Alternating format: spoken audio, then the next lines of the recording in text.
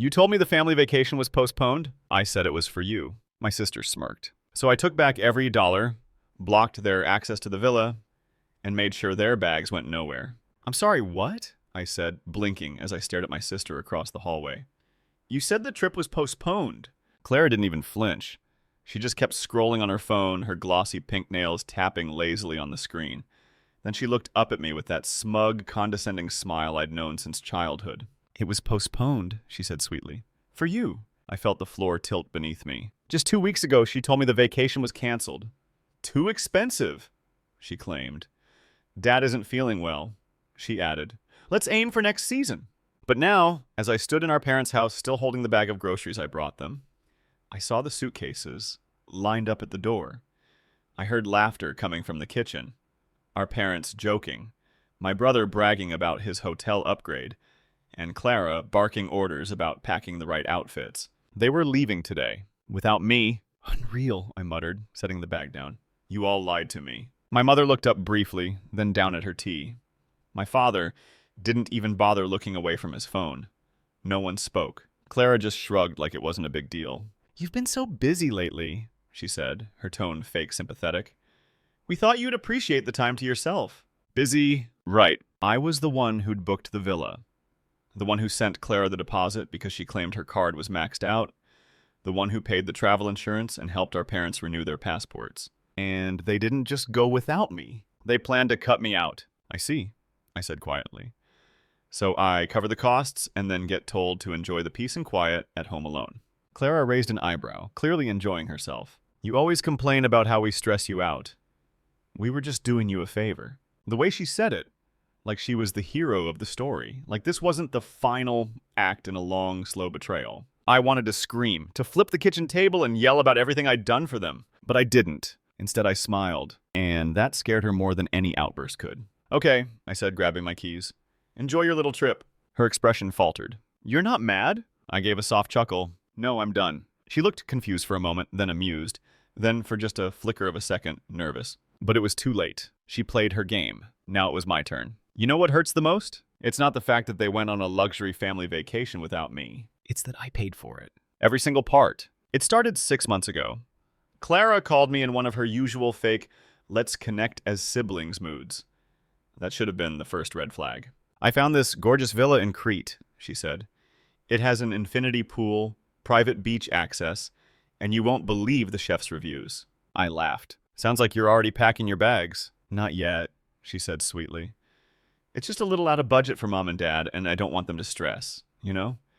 I thought maybe we could go in together, you and me, like a gift to the family. The way she said we made me pause, but she always knew how to dress her leeches in velvet words. I should have said no, but I didn't. I was the dependable one, the stable one, the invisible scaffolding holding up their chaos. So I wired the deposit $1,000. Then came the surprise fees, flight changes, rental car upgrades. Another $1,200 here, $1,700 there. When my parents heard about the trip, they smiled like royalty being honored. That's very mature of you, my mom said. Good to see you finally stepping up, my dad added. No thank you, no offer to contribute. Just this expectation that I was the family piggy bank. But I didn't complain.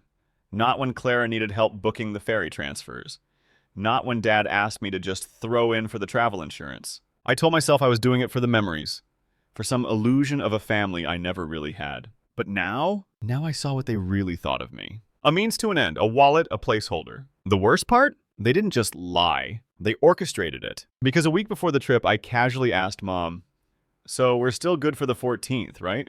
She blinked like I'd slapped her. Oh, actually, Clara said we're postponing until August. Something about off-season deals. Clara lied to my face and then told Mom to cover it up. Even then, I tried to justify it. Maybe they just forgot to tell me the new plan. Maybe there was a mistake. But the truth exploded in my face the night before their flight. I stopped by our parents' house to drop off some paperwork and found Clara in the kitchen, laughing, spinning with excitement, tossing bathing suits into a suitcase. Didn't think you'd be here, she said flatly. You said it was postponed. She smiled like the devil in designer sunglasses. It was for you. She said it so casually, like I wasn't even real, just some side character in her sitcom. I looked at the door. My dad was loading bags into the car. My mom was pouring champagne. They were celebrating before they even boarded the plane. Why? I asked, barely above a whisper. Clara tilted her head like I was slow. Come on, you really want to be there? You always ruin everything. You sit in the corner and judge everyone. No offense, but this trip needed to be light, no bad vibes. I laughed. A short, broken, stunned laugh. So you took my money? Your money? She scoffed. Oh, please, you live alone, no kids, no wife. What else are you spending it on? Then she rolled her eyes and walked past me like I was a coffee table. Something cracked in me. It wasn't rage, not yet. It was something colder, sharper, quieter. Like a wire inside me finally snapped loose. I walked out without a word. But that night, I didn't sleep. I didn't cry. I didn't yell. I planned. I opened every app, every reservation, every invoice, every login. And what I found was beautiful. Because everything was in my name. The villa, the car rental, the catering, even the pool heating. They wanted me invisible. They should have made sure I didn't still have the keys to their kingdom. So I logged into the rental site, changed the locks, canceled the grocery delivery, contacted the concierge, and blocked their numbers. I emailed the driver with a polite note. The guests under this reservation have been removed. No airport pickup required. And then I waited for the chaos. For the screams. For my phone to explode. Because they thought I was the fool. They forgot I was the one holding the matches. And I was done letting them walk all over me. They took the trip. I took my revenge. But it wasn't enough to cancel the villa access or block their phone numbers from the concierge. No. They still had one thing left. The luggage. You see, Clara's genius plan had one fatal flaw. She asked me to book everything. Everything. Including the international baggage service for their delicate items. She said, I want the luggage delivered straight to the villa. You know, the way celebrities do it. I found this service that picks it up from the airport and drops it at the destination. Can you just handle it? It's like too many emails. So I handled it. I logged in, found the reservation. The status said scheduled for delivery tomorrow, 11 a.m. Perfect. I clicked edit location, and I stared at the empty field for a long, satisfying second. Then typed in, Amorgus Island Goat Farm, Greece. Yes. An actual location? Remote, mountainous, middle of nowhere. I even attached a special instruction note. Owner prefers no contact.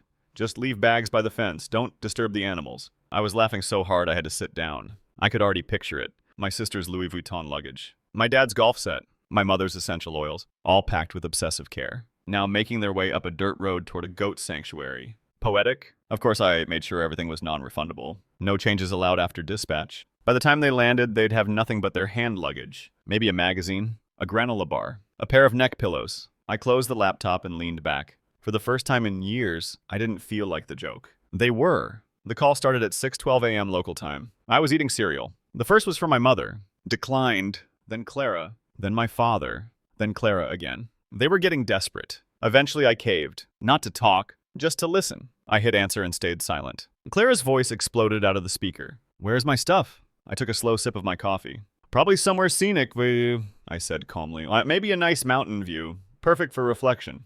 You sent our bags to a farm, she shrieked. A goat farm. I corrected. Don't worry, I hear they're very respectful with fragile items. She made a sound somewhere between a scream and a gasp. You're unbelievable, says the woman who planned a vacation behind my back and used my bank account to do it. My dad got on the phone. We're stuck here with nothing, he barked. You embarrassed this family. No, I said flatly. You embarrassed yourselves. I'm just returning the favor. Then I hung up. And this time I blocked their numbers. The text rolled in from unknown numbers. Emotional blackmail on loop. This is Mom. I'm using Clara's phone. Please call me. We're in trouble. You've made your point. Fix this before it gets worse. We'll pay you back. Just send the luggage back, please. But the goat farm doesn't do returns. I know. I called to ask. The owner sounded confused but cheerful. Said the bags arrived in good condition. Very strange delivery, he said in broken English. But my goats enjoy the company. One of them sleep on purple bag. I nearly dropped the phone from laughing. So now they were stuck in paradise. No clothes. No toiletries. No Wi-Fi. I revoked their door code. No fridge service. I canceled the grocery drop-off. No driver. He'd already been told they weren't welcome. And no one to beg. I burned the bridge. Then salted the ground. All they had was time. And each other. No distractions. No servants. No access. Just silence. The kind I dreamed of for years. And as I danced barefoot in my kitchen, music playing, the sun shining through the window, I smiled. Because for once, I wasn't the fool. I was the storm. They came home 3 days early, sunburnt, exhausted, defeated. I was sitting on the porch when they pulled into the driveway, like survivors of some emotional war. Clara jumped out of the car first, red-faced, hair in a messy bun, her designer sunglasses askew. You! She snapped, stomping toward me like a toddler in meltdown mode. What is wrong with you? I stayed seated, sipping lemonade. Clara, I said, nodding politely. How was the farm? Her scream could have cracked glass. We were humiliated. Do you have any idea what you've done? You mean other than paying for a family vacation I wasn't invited to? My mother came next, dragging 2 carry-ons and looking like she hadn't slept since Athens. Her expression flipped between guilt and fury. You embarrassed us, she shouted. No, I said calmly. I gave you a taste of how I felt for the last 10 years. My father stayed near the trunk, pretending to be busy untangling straps. He didn't look at me. Clara folded her arms. You went nuclear over nothing. You're just bitter because we didn't want to spend a week with your depressing energy. I stood up slowly, setting the glass down. My voice didn't rise. I didn't shout. I wanted every word to land like a brick. You lied to me, Clara. You stole my money. You used me like a Visa card with a mute button. And then you left. You celebrated leaving me behind. Don't stand there and cry about depressing energy when you built an entire vacation on betrayal. She opened her mouth to retort, then shut it again. And you, I said, turning to my mother, you sat there and let her do it. Lied to my face, covered for her. All because she's your golden girl and I'm just, what? The donor, the placeholder's son? Her lips trembled. We didn't mean to. You never mean to. That's the problem.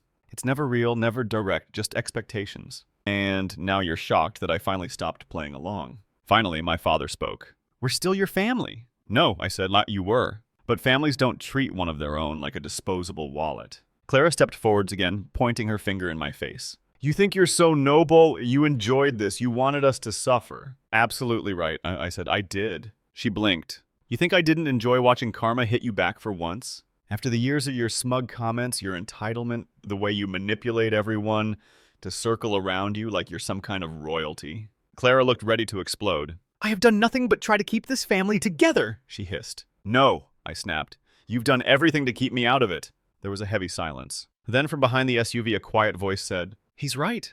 We all turned. It was Alex, Clara's husband. I didn't even know he was home. He looked exhausted, shoulders slumped, dark circles under his eyes. You know what, babe? He said, locking eyes with Clara. I've been silent long enough. Excuse me? Clara spat. You treat him badly, Alex said. You treat everyone like trash. You guilt, you gaslight, and then you cry about being the victim. Clara's mouth opened and closed. I saw the texts, he added. You planned the whole thing. You wanted him excluded, said you were sick of his buzzkill energy. My mom gasped. And then you used his money, Alex finished, and laughed about it. He turned to me.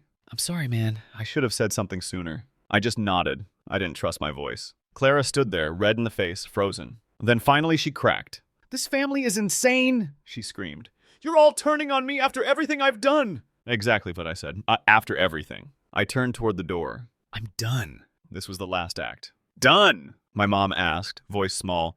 You can't just walk away? You can keep your games, your hierarchy, your silence, I said. I'm not part of it anymore. You can't just walk away, my dad growled. Watch me. I walked into the house, grabbed my pre-packed suitcase, and turned one last time at the doorway. Oh, by the way, I said, that goat who slept on your bag, his name is Hector. He sends his regards. And then I left. The next morning, I woke up to something strange. Silence. No buzzing phone. No guilt-tripping voicemails. No requests for money. No group chat pings. No, can you just help us with just the hum of the fridge? The light breeze through the open window. A world without obligation? I lay in bed and stared at the ceiling, and for the first time in years, I smiled without forcing it. I didn't hear from them for 2 weeks. It was glorious. No Clara. No dramatic texts. No cryptic posts on social media. My parents didn't call. My father, the head of the household, went back to ignoring me like he always had unless I was paying a bill. But the best part? I didn't care. I cleaned out my apartment, got rid of things that weighed me down, took time off work. I went to the beach by myself.